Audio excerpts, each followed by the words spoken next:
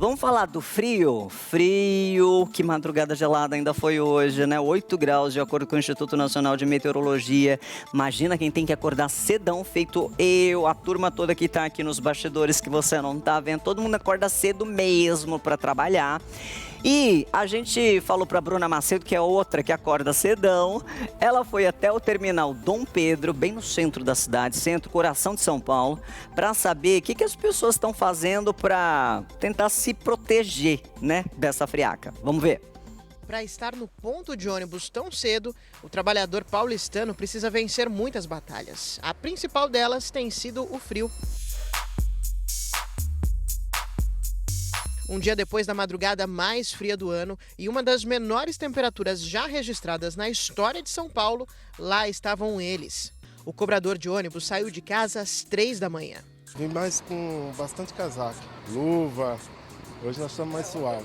A moça que vende aquele cafezinho hoje pegou no batente às 5. Cheguei aqui mesmo ontem e hoje 5, 6 graus. E aí como é que você faz para se proteger um pouco? Se agasalha bem, né? Mas não tem escapatória, tá muito frio, tem que vir trabalhar, tem que vir pra luta, não tem escapatória, né? E a empregada doméstica vai chegar no trabalho às 6. Eu tô com cachecol, uma jaqueta mais grossa, tô com uma outra por baixo e vamos embora. Tá muito, ainda mais eu que sofro de sinusite, não tá muito fácil não. Como é que você tá fazendo? Até sem a máscara, né? Mas eu tava com cachecol no nariz. Por causa do vento.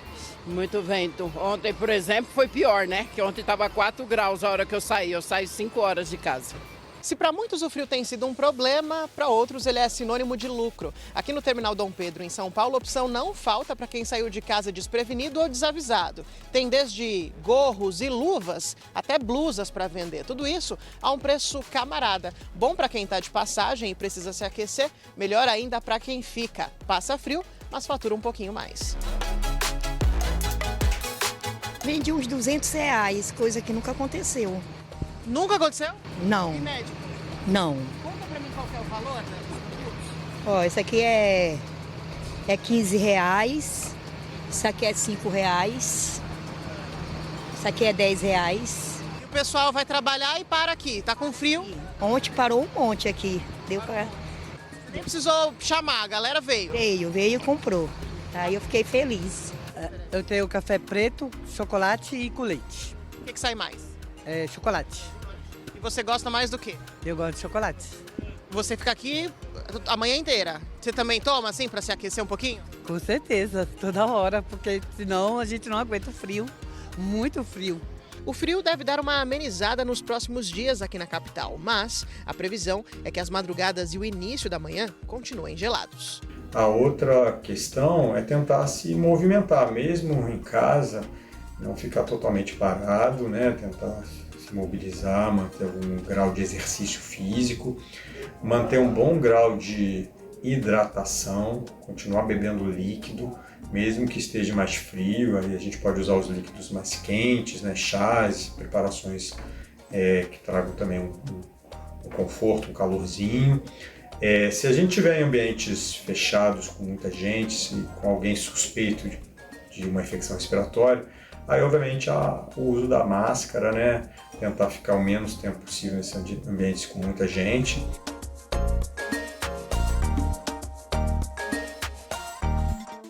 Se a gente sofre, imagine quem já tem mais idade, que tem algum problema de saúde e a criançada. Meu Deus do céu, eu lembro quanto eu sofria com o meu filho pequeno que tinha bronquite asmática. É muito difícil, viu? E os mais prejudicados são essas pessoas, né? Porque eles estão ali numa condição de maior vulnerabilidade em relação à variação climática. Vamos conversar então com a Bruna Macedo. Ela foi para o Hospital Municipal Infantil Menino Jesus e tem as informações então ao vivo. Eu quero saber como é que eu protejo a criançada. Tenho que colocar cachecol, colocar protetor no ouvido, touquinha, gorro. O que eu faço, Bruninha? Tudo bem, Michele? Pois é, dá para fazer uma série de coisas e a gente está aqui justamente para contar para vocês como é que a gente faz para manter as crianças e também os idosos livres, né, das gripes, dos resfriados, principalmente nesse momento de frio e de variação climática, né? Agora, falando do frio, a gente viu aí a reportagem, quando vem uma temperatura dessa, Michele, a primeira coisa que a gente quer fazer é se proteger, é se aquecer. Aí a gente começa a fechar a janela, fechar a porta para tentar aquecer o ambiente. Só que isso, gente, beneficia o aparecimento dessas doenças respiratórias e sim, as pessoas mais afetadas que mais sofrem são as crianças e os idosos. Isso tem a ver com o sistema imunológico, viu, Michele? Mas quem vai trazer mais detalhes sobre isso é o especialista no assunto. Eu estou aqui ao lado do doutor Antônio Madeira, que é superintendente e também pediatra aqui do Hospital Menino Jesus. Muito obrigada primeiro pela participação, doutor. Como é que a gente faz, primeira pergunta da Michele lá no estúdio, como é que a gente faz para proteger a criançada, para que elas fiquem livres dos vírus, dos resfriados? Bom dia, Michele, bom dia aos ouvintes. Na verdade, essa época do ano, que em geral começa no outono e pega a transição outono-inverno, é uma época que aumenta muito o número de casos das chamadas doenças respiratórias. São muitas as doenças: amidalite, otite, sinusite, bronquite, asma, rinite e as pneumonias mais graves ainda, né? Isso é um fenômeno que acontece todos os anos em função das condições ambientais. É claro que o que você mencionou, Bruna, a questão imunológica, a capacidade de defesa das pessoas influi muito em quanto elas vão ficar doentes ou não. E crianças ainda têm um organismo que não está completamente formado, ela está aprendendo a formar os seus anticorpos e assim adquirir proteção contra as doenças, e ela desenvolver uma imunidade mais completa. Por outro lado, os idosos, já pelo envelhecimento natural de todos os órgãos, de todos os sistemas, a capacidade de defesa, a capacidade imunológica cai.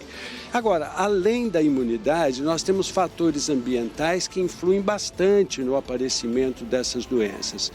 Todas as vezes que nós observamos uma grande amplitude térmica, ou seja, a diferença entre a temperatura máxima do dia com a diferença mínima do dia, nós já sabemos aqui no pronto-socorro que vamos ter um movimento aumentado. E é interessante porque isso acontece agora em qualquer dia, em qualquer estação do ano. Nós não temos mais estações demarcadas. Temos ondas de calor no inverno, temos ondas de frio no verão.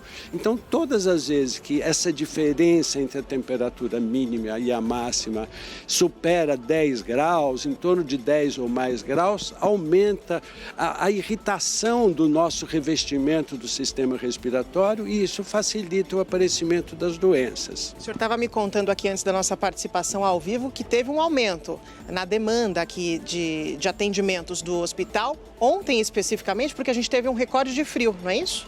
Isso mesmo. Nós tivemos já na semana passada, nós começamos a observar um grande crescimento no número de casos. E aí estava muito mais ligado até do que a temperatura, a baixa umidade relativa do ar, que é o segundo elemento importante. Então nós temos a questão da umidade relativa do ar, que a boa, a confortável para o nosso sistema respiratório é em torno de 60%. Nós temos tido dias de 30%, de 20% de umidade relativa do ar. Então, quando a gente soma a baixa umidade relativa do ar, a grande amplitude térmica, ou seja, a diferença entre a temperatura máxima e a mínima do dia, e os índices de poluição, tudo isso faz com que aumente muito o número de crianças e idosos também nas portas dos pronto-socorro. E aí o que a gente faz para se proteger? Está valendo chá quente, chocolate quente, cafezinho? Não tem dúvida, vale tudo isso que você falou, mas tem coisas até que são mais importantes. Lembrar que a umidade relativa do ar baixa é um agressor importante do nosso sistema respiratório, então é importante se manter bem hidratado. Nós costumamos dizer, os médicos de um modo geral, que vale a pena, que precisa ingerir em torno de 2 litros de água por dia. Mas o mais fácil de perceber é que a gente só sente sede quando já está faltando água. Então nós precisamos desenvolver o hábito de tomar água quando nós não estamos com sede, para que não ocorra a falta de água no nosso organismo. Ou seja, tomar água também no frio, não precisa ser só no calor, né? Só quando a gente está com aquela sensação de quentura. É isso mesmo. E quem é que esquece muito de tomar água ao longo do dia? As crianças e os idosos. Então é importante que os adultos, de um modo geral, estimulem as crianças, estimulem os idosos a tomar maior quantidade de água ao longo do dia. É manter a garrafinha de água por perto, é manter o acesso à água com facilidade para ir ingerindo quantidades pequenas ao longo de todo o dia. Isso já é uma boa medida de combate às doenças respiratórias. Você mencionou uma questão super importante. Faz frio, as pessoas se aproximam mais, os ambientes ficam mais fechados, existe menor circulação de ar. Isso facilita em muito a circulação dos vírus. É a troca de vírus de uma criança para outra, isso no ambiente de casa, no ambiente da escola, nos ambientes sociais das famílias. Então é muito cuidado nessa época do ano, fugir de aglomerações, né?